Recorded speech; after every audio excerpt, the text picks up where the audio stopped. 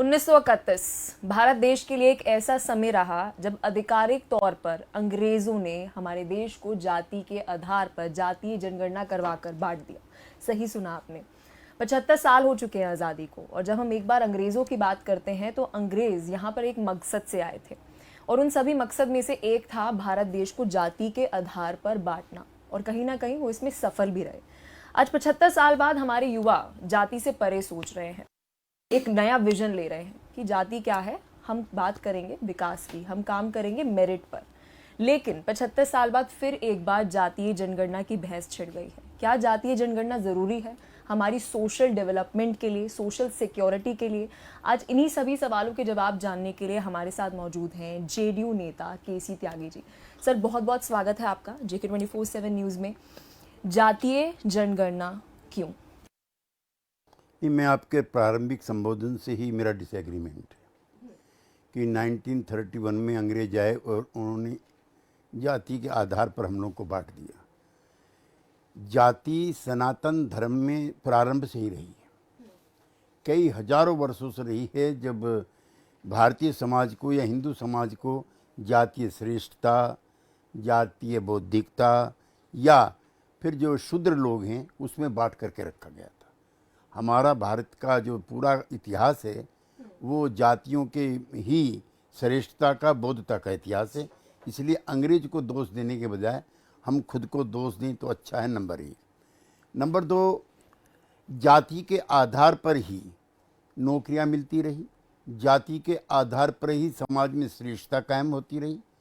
और जाति रोग की बीमारी ये थी कि 1931 में जब जातिगत जनगणना अंग्रेज ने कराई है तो गरीब, वंचित और पिछड़ी जातियों के लोग अपनी जात बताते हुए शर्माते थे, क्योंकि बड़ी जात का होना सम्मानजनक था पेशे से भी और प्रतिष्ठा से भी, और छोटी जाति का होना या पिछड़ी जाति का होना या दलित जाति का होना या वंचित समूह का होना अपमानजनक था।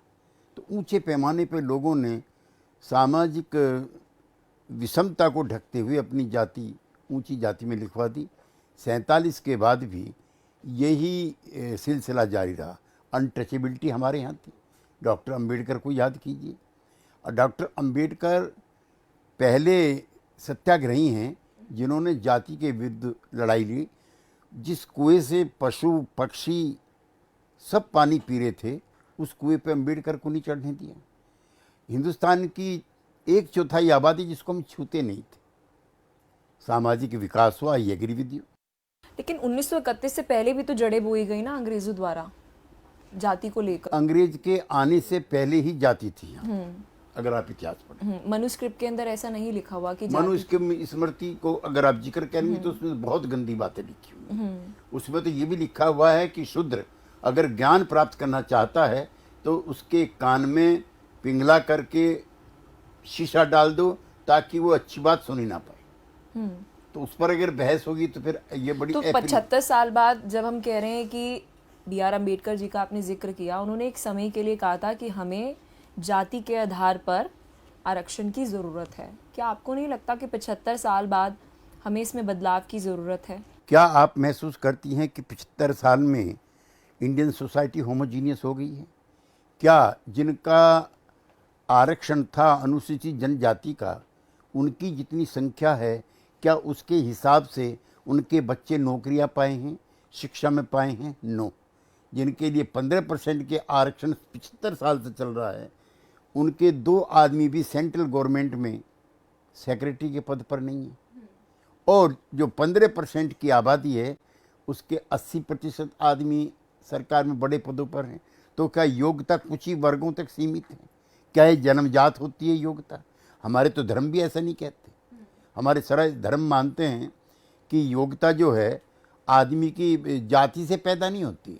तो आपको नहीं लगता कि इकोनॉमिकली कोई अगर व्यक्ति जिसके पास ऐसे पैसे नहीं रहे होंगे, उसका जीवन कुछ इस तरीके से रहा होगा, हमें उस व्यक्ति को आरक्षण देना चाहिए? इकोनॉमिकली वीकर सेक्शन, जाति के आधार पर हम नहीं दे रहे कोटा। 75 साल तक आप बोल रहे हैं कि इस तरीके से हमने OBC को लेकर कोटा रखा, SC को लेकर रखा, ST को लेकर रखा।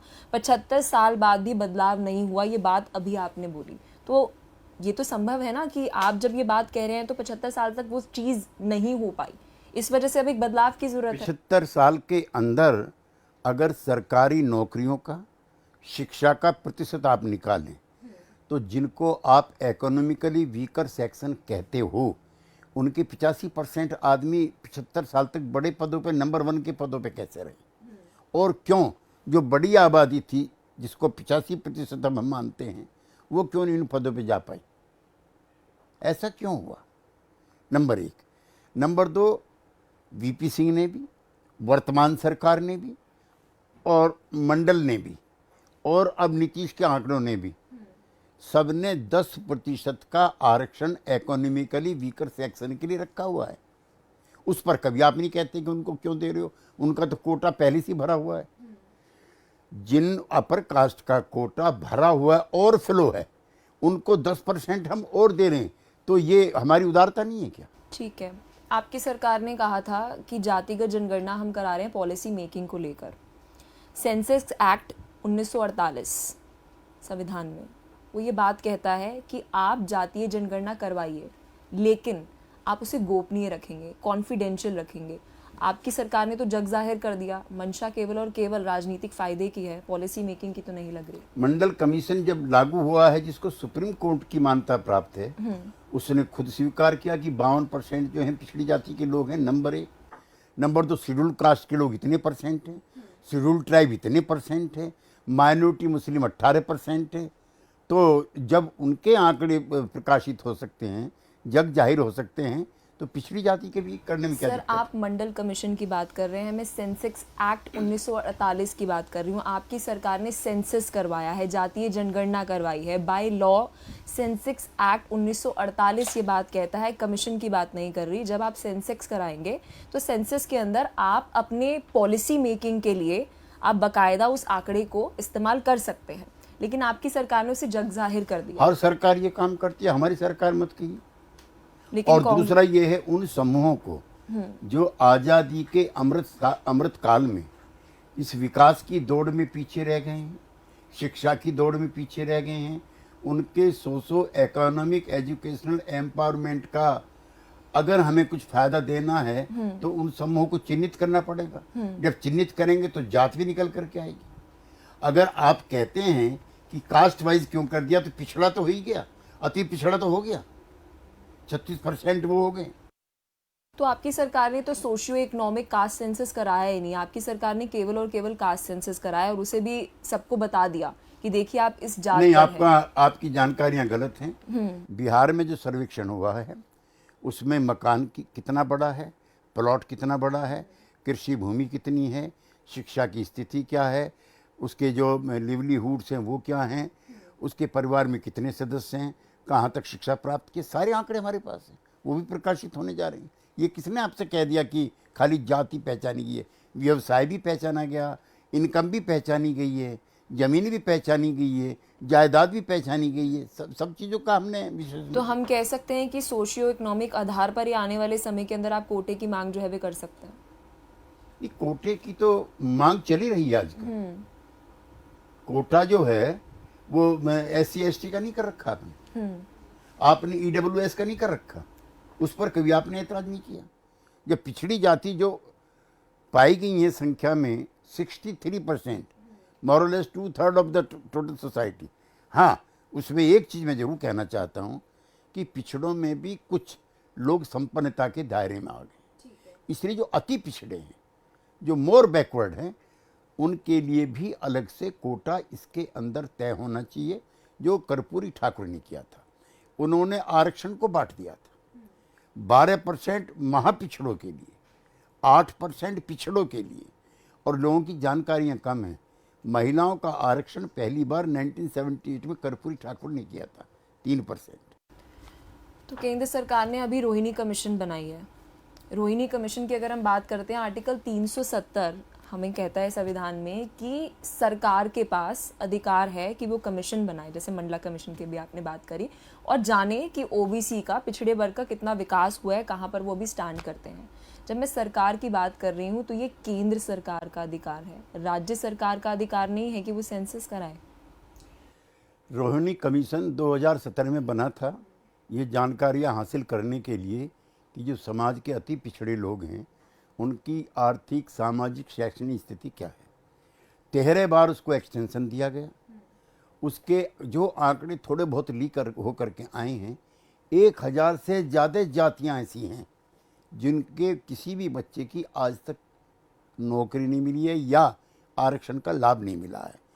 4 महीने से राष्ट्रपति के पास वो रिपोर्ट धूल चाट रही है। केंद्र सरकार का साहस नहीं है कि उस रिपोर्ट को जारी कर सके। हम तो चाहते हैं जारी हो, लेकिन फिर वही बात आ जाती है ना, क्योंकि कुछ देर पहले मैंने आपसे ये सवाल पूछा कि सार्वजनिक मत कीजिए। आपके पास एक आंकड़ा है या पॉलिसी बनाई है उस आधार पे कि वो हमारे समाज को हमें जात के आधार पर बांटना है? क्यों जात ऐसी के आधार सूचना पर बटा देनी हुआ। है? Let us start from here. आप हिंदू सोसाइटी, मुस्लिम सोसाइटी क्या जात के आधार पर बटी हुई है? हाँ या ना? मैं आप ही से पूछता तो हूं। उनकी रिजर्वेशन के आंकड़े उनको देना कि आप इतने फीसदी बिल्कुल। नहीं है, तो आप उसको और पॉलिश कर रहे हैं ना। हाँ, जो बिल्कुल, अंग्रेजों ने बिल्कुल किया नहीं, था, बिल्कुल नंगा होना कास्ट चाहिए। सिस्टम को आप और पॉलिश कर रहे बिल्कुल हैं। कास्ट सिस्टम खुल के आना चाहिए कि कैसे 2000 साल में 3000 साल से जाति चली आ रही है, कैसे आज़ादी के 75 सालों में भी कुछ ही वर्गों का, कुछ ही क्लासेस का, कुछ ही कास्ट का आज़ादी मिली, बाकी को नहीं मिली। नंगा होना चाहिए, जनता के सामने आना चाहिए, सबको पता लगाना तो चाहिए। इससे देश में जो हमारी इतनी खूबसूरत विविधता है जिसकी हम बात करते हैं, उस विविधता को हम किस तरीके से गलत तरीके से आगे लेकर जा रहे हैं कि हम कास्ट सिस्टम को पॉलिश कर रहे हैं। एक तरफ हम कह रहे हैं कि हमें एक साथ जाना है, एक होकर आगे बढ़ना है, फिर हम ये भी बात कर रहे हैं कि जी आप इतने फीसदी हैं, आप इतने फीसदी हैं, आप इतना आरक्षण लीजिए। और आपने ये बात शुरुआती उसमें इंटरव्यू की जब हमने शुरुआत की, आपने कहा कि 75 साल हो चुके हैं और अभी भी जो विकास पिछड़ी जाति का होना चाहिए तो वो नहीं हुआ। क्लियरली जो पॉलिसी हमारे द्वारा बनाई गई थी, वो हमारी गवर्नेंस, जो हमारा शासन रहा है, कोई भी सरकार रही, वो सही से लागू नहीं कर पाई, तो ये काम नहीं करा। 2014 में मैं भी पार्लियामेंट में था। हमने एक कानून बनाया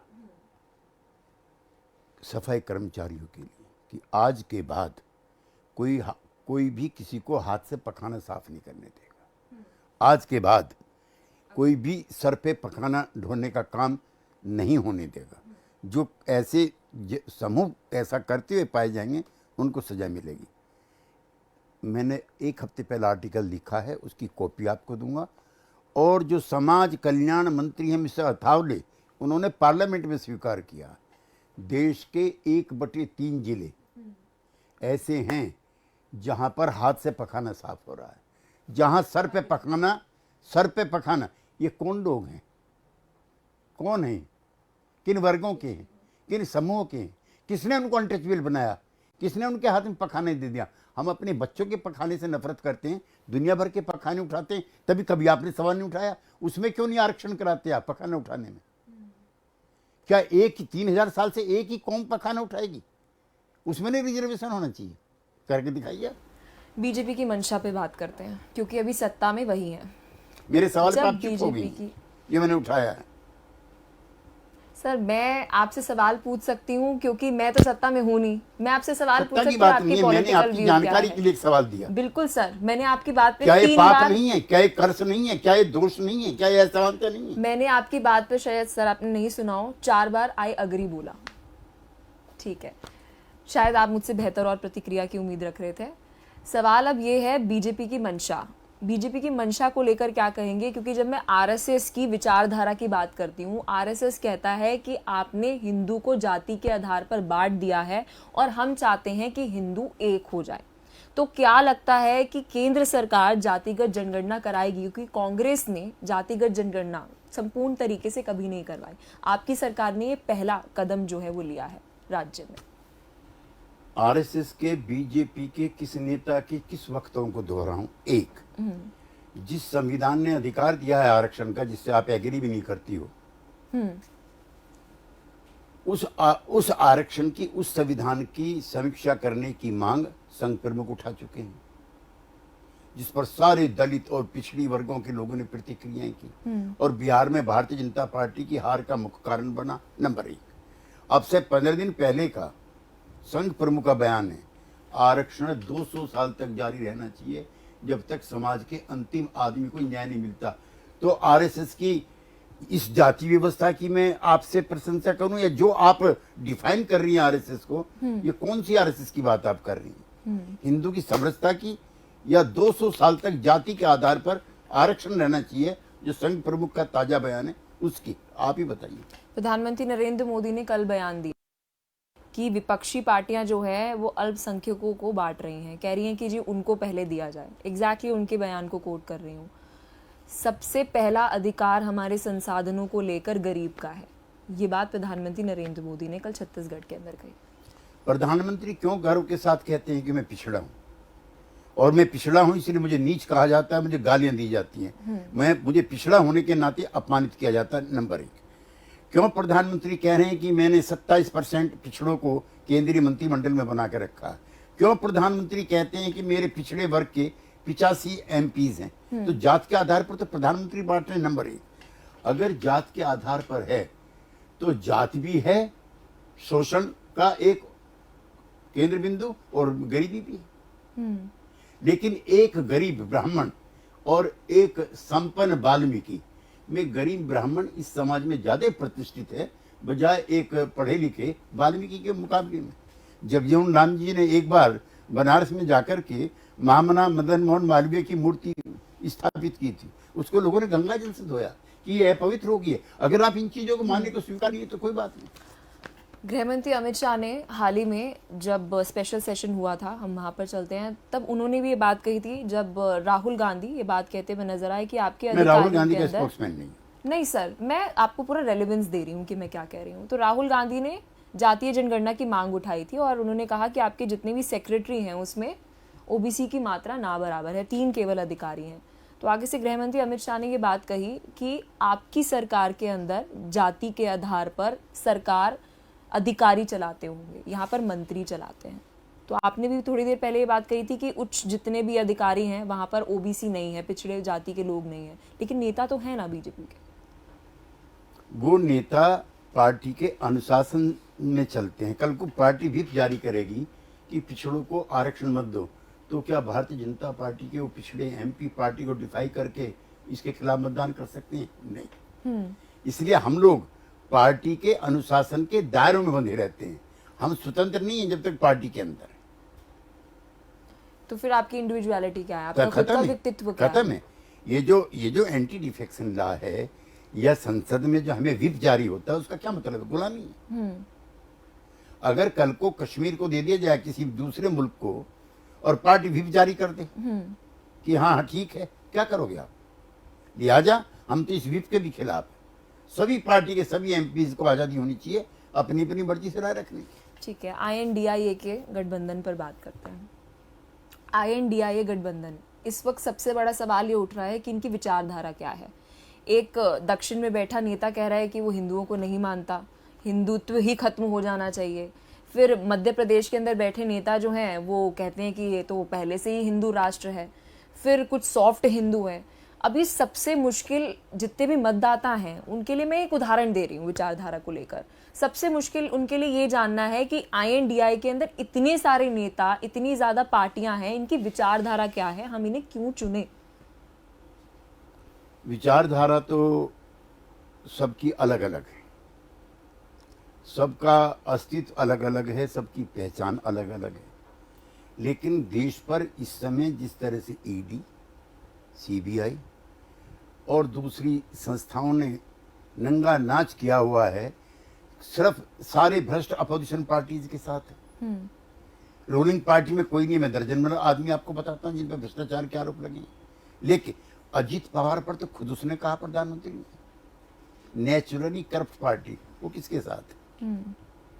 नारायण राणे जब मुख्यमंत्री थे उनके खिलाफ सोमैया ने चार्ज लगाए थे, वो किस पार्टी के साथ है? 2 दर्जन लोग हैं। तो ये जो भ्रष्टाचार विरोधी कार्रवाई है, या तो ये सब पे होनी चाहिए, ये सेलेक्टेड क्यों है? नंबर 1, संवैधानिक संस्थाएं जितनी कमजोर आज हुई इतनी कभी नहीं थी। चीफ मिनिस्टर की राय जो है गवर्नर नहीं मान रहा, स्पीकर की राय विधानसभा कब बुलाई जाए चीफ मिनिस्टर नहीं मान रहा। केंद्र और राज्य संबंध जितने आज खराब हैं इतने भारत में 75 सालों में कभी नहीं थे। जो ढांचा है फेडरल स्ट्रक्चर का वो बर्बाद हो चुका है। बेरोजगारी दिन पे दिन बढ़ रही है। हमारे सभी पड़ोसी मुल्कों से रिश्ते खराब हो गए। बांग्लादेश से हमारे खराब, अभी थोड़ा सुधार आया, नेपाल से हमारे खराब, मालदीव में जो कल चुनाव में राष्ट्रपति बना वो हमारे खिलाफ, श्रीलंका में जो बना वो हमारे खिलाफ, अफगानिस्तान का राजदूत यहाँ से चला गया। तो ये सारे इतने 8-10 सालों में ऐसे सारे काम क्यों? गलतियां कांग्रेस की सरकार की भी हुई, उसका भी हम विरोध करते रहे, इसलिए इसका विरोध करते। विचारधारा क्या है? क्या विचारधारा विचारधारा केवल ये है मोदी कि को हराना ना है? मोदी को नहीं, वर्तमान सरकार को सत्ता से हटाए बगैर सामाजिक जो संरचना का ढांचा है, काउ विजिलेंट के नाम पे क्या हो रहा है। मेरे शहर दादरी में 5 किलोमीटर से एक उन्मादी भीड़ को पता लग गया कि फ्रिज के अंदर गाय का मांस रखा। 5 किलोमीटर से दूरबीन बनी है क्या कोई? महाभारत में तो मैंने सुना था। और उन्होंने उसको मार दिया। उसका बेटा चिल्लाता रह गया जो आर्मी था कि सारे जहां से अच्छा हिंदुस्तान हमारा। आपको पता काउ विजिलेंट के नाम पे कितने लोग मारे गए? कैसी जबरन वसूली हो रही है। मोनू माने सर क्या है? उस इलाके का सबसे बड़ा गुंडा जो धन इकट्ठा करता है लोगों के साथ, हिंदू मुसलमान के नाम पर। ऐसा कभी नहीं था। आप एक ऐसी एमपी को जिता के ले आए भोपाल से जो कह रही है कि नाथुराम गोडसे ठीक था, जिस महात्मा गांधी के नेतृत्व में देश आजाद हुआ, जिसकी समाधि पे प्रधानमंत्री हर साल जाके मत्था टेकता है, उसी की पार्टी की एमपी जो है गांधी के खिलाफ। विपक्ष का चेहरा कौन होगा? 140 करोड़ जनता की दिक्कत है, कोई व्यक्ति नहीं। लेकिन शीर्ष नेतृत्व क्या रहेगा? सभी रहेंगे, सभी पार्टियों के सभी बड़े नेता उसका हिस्सा होंगे। बीजेपी क्यों छोड़ी जेडीयू ने? बीजेपी के साथ देखिए, हम अटल बिहारी हम कोई कांग्रेस के साथ नहीं थे। अटल बिहारी वाजपेयी एक ऐसे नेता थे जो समन्वयवादी नेता थे। वो कश्मीर भी जाते थे लोगों का दिल जीतने के लिए, डराने के लिए नहीं। उनका लाल चौक पर ऐतिहासिक भाषण है कि कश्मीर की समस्या का हल इंसानियत, जमहूरियत के आधार पर किया जाए। आज डराने धमकाने की राजनीति हो रही, थोपा जा रहा है। और अटल बिहारी के समय में इस तरह के नारे नहीं थे। 3 कॉन्ट्रोवर्शियल सवाल थे। हम कह रहे थे कि राम जन्मभूमि बाबरी मस्जिद का सवाल सुप्रीम कोर्ट में चला, जो कोर्ट फैसला करेगा हम मानेंगे। मैं मानता हूँ मंदिर वहीं बनना चाहिए जहाँ सुप्रीम कोर्ट ने कहा। लेकिन ये भीड़ लेके जा रहे हैं कि हम कसम राम की खाते हैं, हम मंदिर वहीं बनाएंगे। संविधान को तोड़ रहे थे। एक आर्टिकल 370 था। हमारा ये मानना है कि उस समय जवाहरलाल गांधी पटेल सबके प्रयासों से ये हुआ, इसको खत्म करेंगे। अटल बिहारी वाजपेयी ने कहा नहीं, यूनिफॉर्म सिविल कोड सबसे पूछ करके सबकी मर्जी से लगाएंगे। ये अटल बिहारी वाजपेयी ने माना। उसकी तीनों मांगों की इसमें वर्तमान बीजेपी ने खत्म कर दी। तो हम तो इसलिए अलग हुए। लेकिन ये सब चीजें तो आपको पता थी ना जब आपकी अलायंस थी उनके साथ। तो हम अटल बिहारी वाजपेयी के साथ थे, खींचते रहे। लेकिन आप तो मोदी जी के साथ भी थे ना। मोदी जी के साथ तब तक रहे जब तक असहनीय नहीं हो गया, इंटॉलरेबल नहीं हो गया। या फिर इसका असल रीजन ये है कि जो फायदे नीतीश कुमार को चाहिए थे, जेडीयू को बीजेपी से चाहिए थे, वो नहीं मिल पा रहे थे, तो आपको लगा कि बैकआउट कर ले। पैसा, प्रतिष्ठा, नीतीश कुमार पे क्या नहीं था।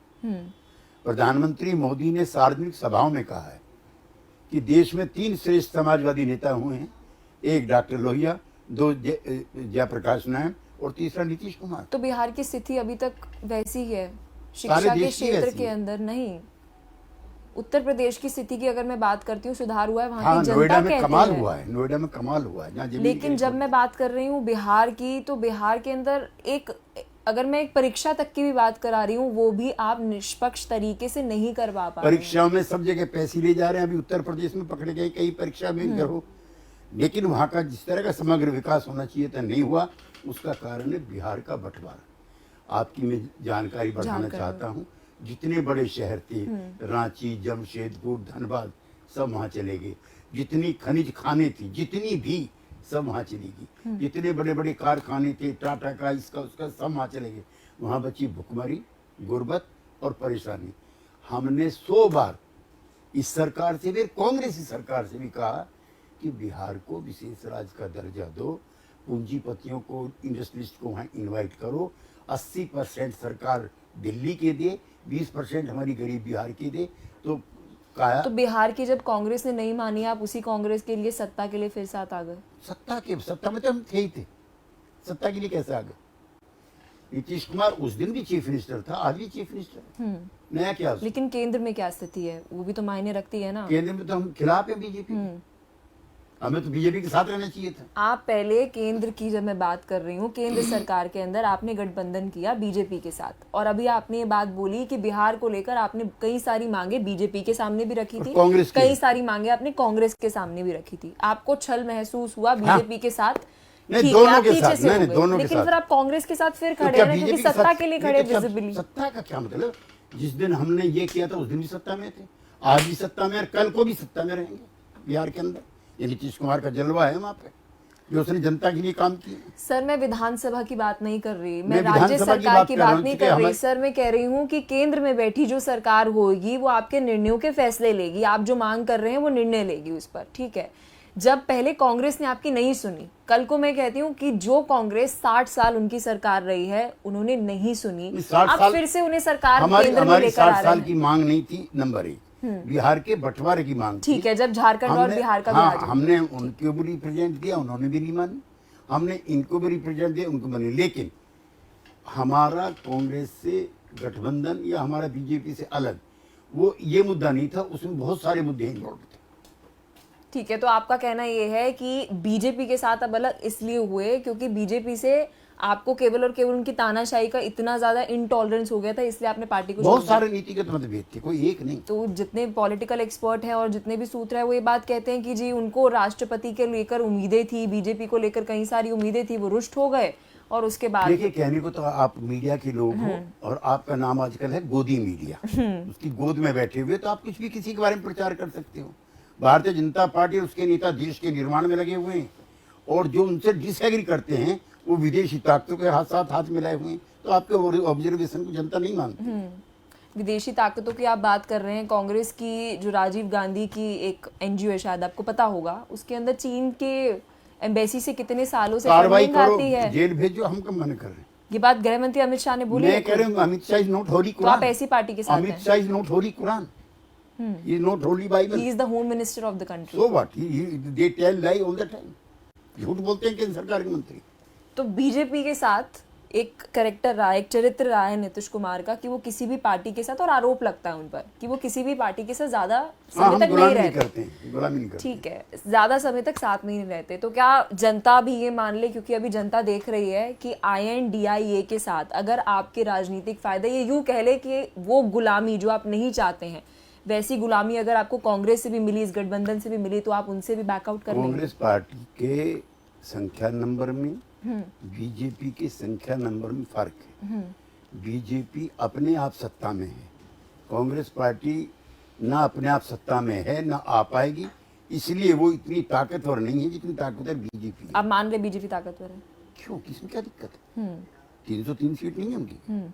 नहीं, बिहार में भी 23% जो वोट परसेंटेज आपसे भी ज्यादा बीजेपी का है। हाँ। और हमारा सबका मिलके कितना है? आपका 21% है, और 15% आरजेडी 15%, और कांग्रेस कांग्रेस 6%, एक सीट है। वामपंथी उनसे ज्यादा है ना, 23% से। तो आप ये कहना चाह रहे हैं कि जब 24 के अंदर बिहार की स्थिति में हम बात कर रहे हैं तो आप बेस्ट पोजीशन में हैं। एक भी सीट वहां भारतीय जनता पार्टी को नहीं मिलेगी, जो सिचुएशन आज ऑन रिकॉर्ड है ये। ऑन रिकॉर्ड है। चलिए ठीक है, बहुत बहुत शुक्रिया केसी त्यागी जी अपना कीमती समय देने के लिए, और बात करिए हमने जातीय जनगणना और